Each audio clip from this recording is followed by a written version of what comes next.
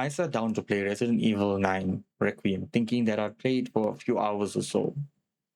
But funny thing is, I ended up finishing the entire playthrough in just one sitting while streaming to you guys. Now, something like that very rarely happens where a game is so good that it makes you want to not stop, not put that controller down. And after spending just over 11 hours of in game time exploring as much as I could along the way, I came out of the whole experience thinking that this is one of the most interesting directions that Resident Evil has taken in years. Hey guys, it's Tariq here, and this is actually the first proper review on the channel where we're going to focus on not what happens, not just features, but how the game actually feels, how the systems work together, and whether it delivers on what it's trying to do and what it's trying to be. Because this game doesn't just feel like another sequel in a big franchise. It feels like Capcom is trying to perfect what modern era Resident Evil should be. I know this review is coming out a few weeks after the game's initial launch, but I want to take my time with this review as it's going to be the first of many to come. Hope you guys enjoy it, and without further ado, let's break it down. At its core, Resident Evil Requiem tells the story of two characters caught in the same nightmare, but they experience it from two completely different perspectives. The story starts with Grace Ashcroft, who is an FBI analyst investigating a series of mysterious deaths, which is connected to the survivors of the original Raccoon City incident. The investigation leads her to a place called the Rainwood Hotel, a place where her mother was murdered years earlier. Now, her mother is Alyssa Ashcroft, who has been a playable character in one of the earlier Resident Evil spin offs. I believe it was the Outbreak Files. So, what begins as a routine investigation quickly spirals into something far more dangerous. Grace is captured by a former Umbrella employee named Victor Gideon, who then takes her to the Rhodes Hill Chronic Care Center, which is a facility that is secretly tied to experiments, which is still connected to Umbrella's legacy. Umbrella is not something we can put down. However, while Grace is trying to survive and escape this facility, that's where Leon S. Kennedy, our fan favorite protagonist from Resident Evil, arrives. And he's in the same area as he's investigating the man who is responsible for her disappearance, the very same Victor Gideon. And that's where our two stories begin to intersect. But what makes the narrative interesting in this game is the contrast between them. Whereas Grace is a quiet type of character who is experiencing this type of moments for the first time, it makes it feel a lot more tense, terrifying, in fact, where you constantly on your toes because everything is happening for the first time. However, with Leon, I mean, he's a veteran of Raccoon City, the stuff he went through with the Resident Evil 4 story, Resident Evil 6, he's been around for way too much and he's just, there's no other word to describe it other than he's a veteran. So this kind of nightmare is something that he's already dealt with before. Now the game will constantly jump between the two of them and shift perspectives as the outbreak spreads and as they begin to figure out the truth of what's going on, as you find more evidence and investigate further. But to play this game, you don't need a deep knowledge of the Resident Evil timeline to understand the story. But if you follow the series for years or you've watched the recap, a lot of the moments are going to hit harder, especially on the emotional and nostalgic aspects. Now, regarding about how I went about playing it, because before diving into the mechanics, I think it's important to explain how I approach the game as a whole. So I played this entire campaign completely blind on the standard difficulty, well, standard modern difficulty, I believe, and I explored as thoroughly as I could. I didn't rush the story. If there was a locked door somewhere, I was going to find that key. If there was a hallway I hadn't explored yet, I definitely went back. Basically, if the game had hinted there was something worth exploring nearby, I probably tried to find it with every chance I had. That approach definitely added a lot of playtime to my playthrough, but it also gave me a much better sense of how the game systems are designed to work together. And honestly, I think, especially on your first playthrough, taking your time does pay off. You're going to find extra resources, shortcuts, upgrades, and you'll even notice some environmental details that you'll miss if you just had run straight past it. So now for the exciting part, the gameplay. So where the game really surprised me is in how it finally solved a problem that Resident Evil has struggled with for years, and that is balancing the survival horror with the action horror. Some entries leaned too heavily towards one side or the other. For example, Resident Evil 6 was a pure action game, which as a standalone game isn't as bad, especially as a co-op action game. However, as a Resident Evil entry, nah, that was terrible. And then you get games like Resident Evil 7 and 2, where it's focused more on survival horror, which are also very good, as that's where the game started. Resident Evil 4, which is one of the most highly praised Resident Evils, kept that survival horror element, toned it down a little, and added in a lot more action. And I feel like that was one of the perfect Resident Evils and one of the most perfect horror games of all time. Now, in a game like Resident Evil Village, it kind of tried to balance both, but it sometimes felt like the two styles were competing with one another. The first half felt survival horror, the second half felt action based. Now, Requiem solved this in a simple way, and that's by splitting the gameplay. And it's split between the two characters. Grace delivers your survival horror experience, and Leon is delivering your action experience. And constantly switching between the two of them keeps the game feeling fresh the entire time. So there's so much more to discuss about the gameplay, but I'm going to split it up into Grace's survival horror and Leon's action horror. Let's kick it off with Grace. Her gameplay is built around caution and resource management, with inventory space being limited, ammo being scarce, and crafting materials being crucial for survival. Sometimes the smartest decision would be to avoid enemies altogether. Another key point is I played Grace in first person perspective as it was recommended by the developers when you launched the game. This also makes the game feel very much like Resident Evil 7, which is a good thing as that was one of the best survival horror Resident Evils to date. Our crafting system revolves around infected blood, which can be obtained by shooting enemies, causing them to bleed, blood puddles from dead enemies, or finding buckets of blood in random places. This can be used to create ammo, healing items, and special tools, one of which is the hemolytic injector. Now, this item, probably my favorite item in the game, especially as Grace, causes the infected to explode by overloading them with blood. Now, this tool becomes important because enemies don't always stay dead. I know it's a zombie game, but if you leave the body intact, especially if the head is still attached, there's a chance it's going to return later as something much worse called the blister head. Now, these enemies are tougher, they're more aggressive, and they're extremely hard to deal with, especially if you're not prepared. There are definitely moments where I came across one and said, nope, nope, nope, not dealing with that, and walked the other way because I was not going to waste my resources on that encounter. It's quite pointless unless you have a hemolytic injector to instantly dispatch of them. Another interesting mechanic is that some infected retain fragments of their former behavior. Certain enemies will follow patterns based on what their jobs were before the infection, such as the cleaner zombie cleaning puddles of blood and the butler zombie switching off lights whenever they turned on. That means you can sometimes manipulate these encounters using the said environment. Making noise, creating a mess, or switching on and off lights can draw infected together, which causes them to sometimes attack or even kill one another. Grace also deals with several stalker type enemies, which reinforce that strong survival horror tone. I myself was extremely terrified in all of these situations because these encounters are less about fighting and more about surviving long enough just to escape. During the first encounter, Leon will give the Requiem revolver to Grace, which is a powerful emergency weapon, but that's about it. It's an emergency weapon. It deals a massive amount of damage, shreds through infected, even the bigger infected. But the ammo is rare, and the crafting materials to create that ammo also extremely rare. So it never feels like something you can constantly rely on. It's more of just a backup plan in your worst situation. Well, that's enough about Grace. Let's hop on to Leon's gameplay. So when the game does shift to Leon, the tone changes immediately. Leon plays exactly how you'd expect someone with his level of experience to play.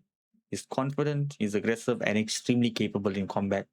He has his full arsenal, like the previous games he's been involved in. We're talking about pistols, shotguns, snipers, SMGs, and last but not least, explosives. Compared to Grace's limited resources, he has a lot more freedom in his combat encounters, and one of the biggest additions to his gameplay is the hatchet, which replaces the knife in the earlier entries. This hatchet allows him to parry attacks, perform finishing moves, and break environmental obstacles. Now, when I said parry attacks, he can parry anything. I'm talking about full on grenades and missiles. I know it's a bit superhuman, but I mean, it's Leon. Come on.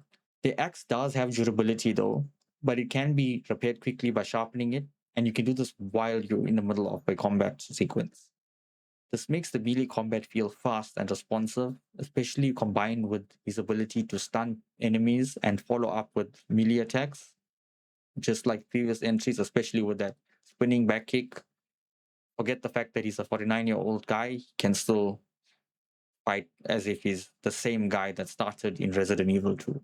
Leon's combat loop revolves around controlling the battlefield. You weaken enemies with your gunshots, stagger them, and then finish them off with the melee attacks. That's why the game will frequently throw these larger groups of enemies at you that they don't necessarily put against Grace. It's because you're meant to have that chaotic action encounters. The pacing difference between the two characters works extremely well because with Grace, there is a lot of tension, and as soon as you switch to Leon, you feel safe because that tension that was built up playing with Grace is just released. And switching between them keeps the experience constantly evolving. Now, let's talk about the exploration and progression. So, exploration plays a major role in the overall experience of this game. And if you played another Resident Evil before, chances are you're not a stranger to this, as many times you are left trying to find certain items to progress or to unlock a door or unlock some sort of pathway to the next area. You are also given opportunity to try and find secret treasures or even extra resources that's going to definitely help.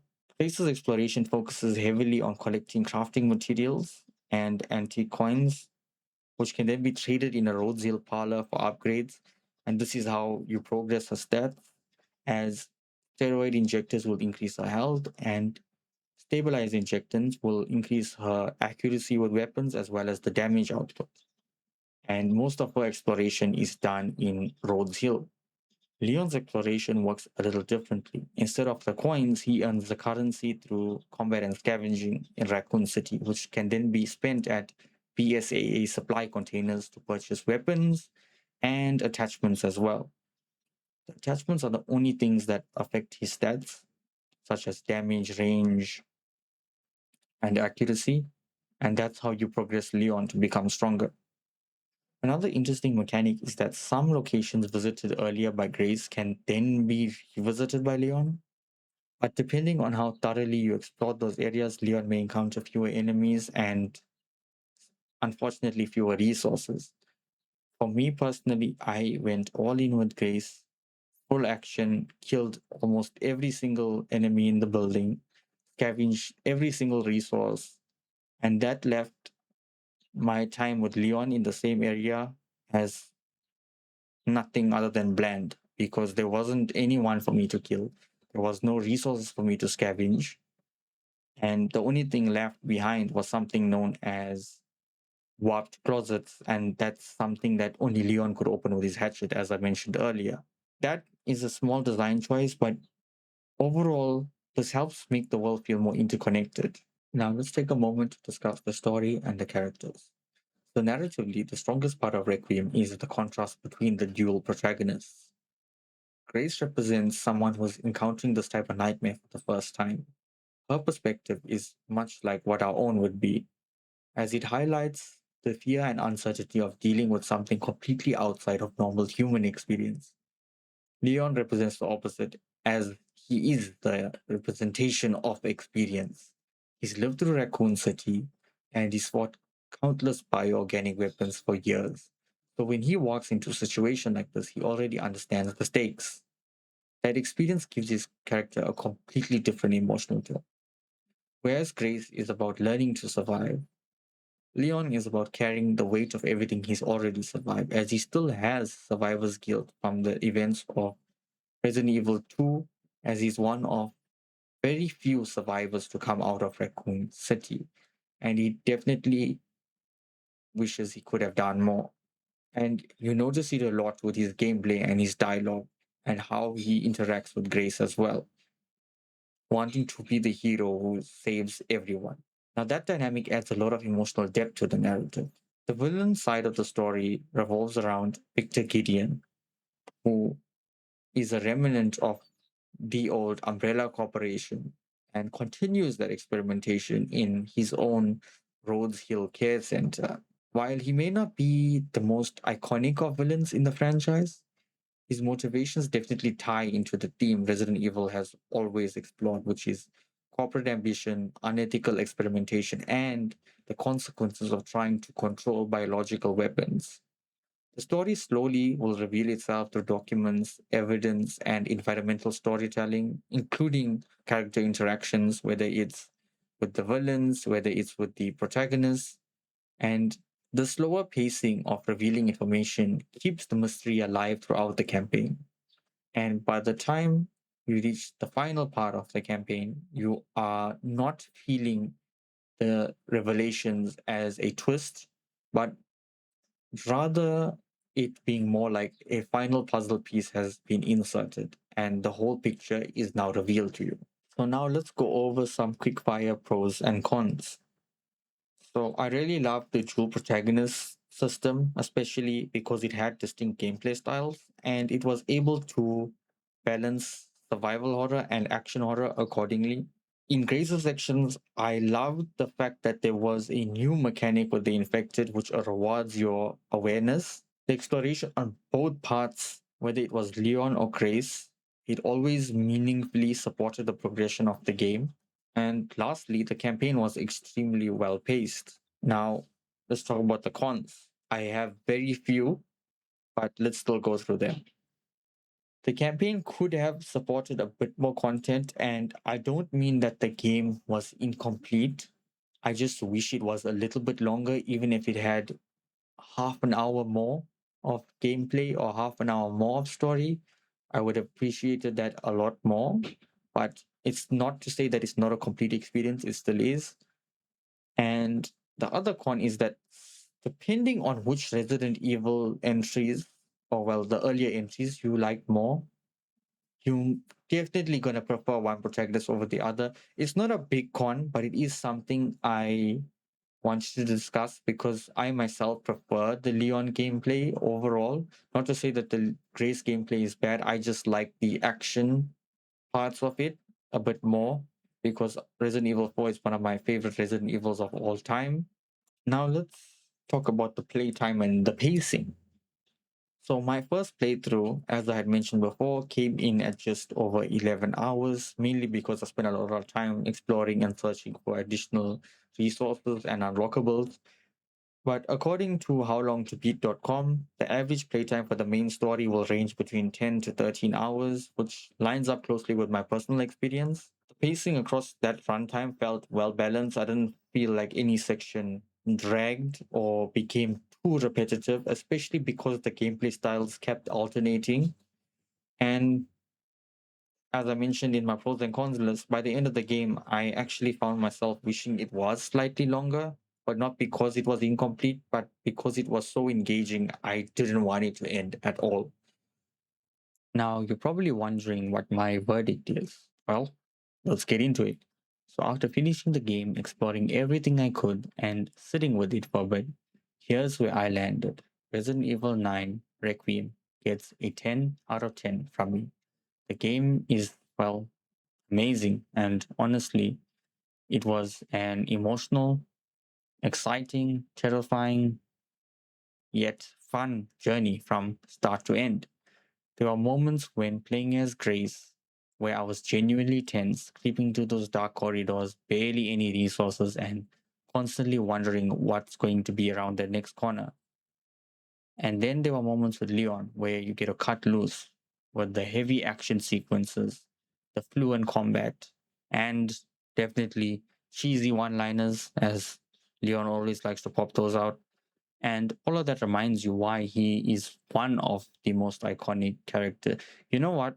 Not one of. He is the most iconic Resident Evil character in the franchise. And honestly, the fact that I finished the entire first playthrough in one sitting probably says everything. And by the time those credits rolled, I wasn't tired of the game. I was thinking, yep, we got to do that again, which is exactly what I'm planning on doing. I'm going to be going for that platinum trophy. But that's just my take. If you played the game, let me know where you stand. Did the dual protagonist system work for you? Did you prefer playing as Grace or Leon? Or maybe you think I'm being a little bit too generous with a 10 out of 10. Let's talk about it in the comments. And if you've enjoyed this more structured breakdown style, definitely stick around because we're going to be doing a lot more of these.